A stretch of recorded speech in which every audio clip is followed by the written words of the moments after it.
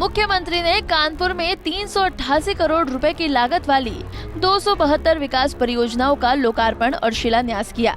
उन्होंने Kanpur smart city coffee table book का विमोचन भी किया। इसी के साथ सीएम योगी ने स्वीकार किया कि कानपुर अब उत्तर भारत का मैनचेस्टर नहीं रहा और अब ये अव्यवस्था, अराजकता, बंधोते उद्योगों का शिकार हो गया है। आधुनिक युग के साथ कानपुर तो बदल रहा है, लेकिन इसी के साथ अपनी पुरानी पहचान खो रहा है। पहले जो कानपुर लाखों लोगों को रोजगार देता था, आज वो नहीं दे रहा है। कानपुर ने दिल्ली संसद से लेकर यूपी विधानसभा तक में बड़े बड़े नेता दिए, मगर सवाल पूछो कि उन नेताओं ने कानपुर में रोजगार देने के लिए क्या किया, तो कोई जवाब नहीं है।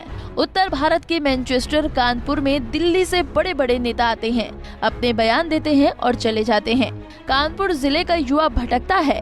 जब पूरे उत्तर प्रदेश में काम नहीं मिलता तो दिल्ली की ओर रुख करता है। बेहतर भविष्य की आस में परिवार से मोह भंग कर घर छोड़कर चला जाता है। 146 साल पुरानी मिल लाल इमली होगी बंद। आज 146 साल पुरानी मिल लाल इमली बंद होने वाली है, जो कभी हजारों लोगों के रोजगार का जरिया थी। ब्रिटिश इंडिया कॉरपोरेशन BIC और इसकी इकाई लाल इमली अगले साल बंद हो जाएगी। Department of public enterprises DPE ने कपड़ा मंत्रालय से बंदी के संबंध में दूसरी और अंतिम रिपोर्ट मांगी है। इस पर काम शुरू कर दिया गया है। माना जा रहा है कि 2023 के वित्तीय वर्ष के पहले या बाद में इसे बंद कर दिया जाएगा।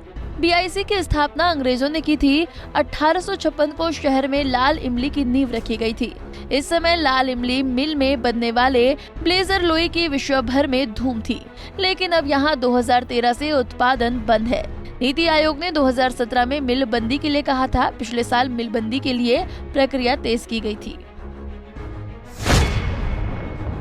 धीरे धीरे सिमट रहा चमड़े का कारोबार। कानपुर में चमड़े का कारोबार धीरे धीरे सिमटता जा रहा है। यहाँ की लेदर इंडस्ट्री अब बांग्लादेश, पश्चिम बंगाल और बिहार की ओर शिफ्ट हो रही है। आलम यह है कि 402 यूनिट में सिर्फ 143 ही अधूरी क्षमताओं के साथ काम कर रही है। 3 साल में चमड़े का 20,000 करोड़ रुपए का कारोबार घट गया है और 8 लाख रोजगार घट गए हैं। 800 करोड़ का कारोबार करने वाली सुपर हाउस जैसी ट्रेनियां अपना विस्तार बांग्लादेश में कर लिया है, तो बाकी 5 ट्रेनियों की बांग्लादेश सरकार से बात लगभग फाइनल हो चुकी है।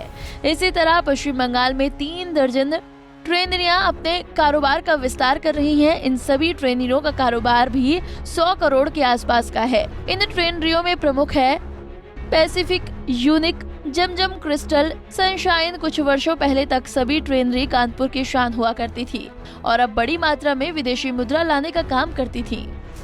माना जाता है कि कानपुर शहर की स्थापना सचेंदी राज्य के राजा हिंदू सिंह ने की थी। कानपुर का मूल नाम कानपुर था।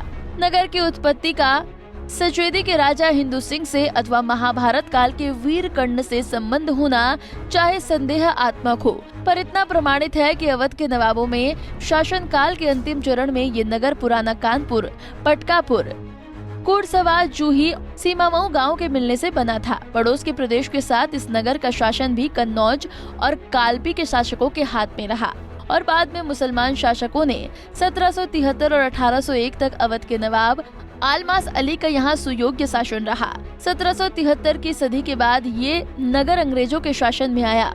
फलस्वरूप 1778 ईस्वी में यहाँ अंग्रेज छावनी बनी। गंगा के तट पर स्थित होने के कारण यहाँ यातायात और उद्योग धंधों की सुविधा थी, इसलिए अंग्रेजों ने यहाँ उद्योग धंधे को जन्म दिया और नगर के विकास का प्रारंभ हुआ। सबसे पहले ईस्ट इंडिया कंपनी ने यहाँ नील का व्यवसाय प्रारंभ किया। 1832 में ग्रैंड ट्रंक रोड बन जाने पर ये नगर इलाहाबाद से जुड़ गया। 1864 ईस्वी में लखनऊ, कालपी आदि मुख्य स्थानों से सड़कों से जोड़ दिया गया। ऊपरी गंगा नहर का निर्माण भी हो गया। यातायात के इस विकास से नगर का व्यापार पुनः तेजी से बढ़ा। 1970 और 1980 के दशक तक कानपुर ने पूरे उत्तर प्रदेश के लोगों को रोजगार दिया, जिसके बाद से लगातार अपनी पहचान खोता जा रहा है। Bureau report, Punjab Kesari TV. हमसे जुड़े रहने के लिए हमारे YouTube चैनल को सब्सक्राइब करें और नई वीडियो की नोटिफिकेशन के लिए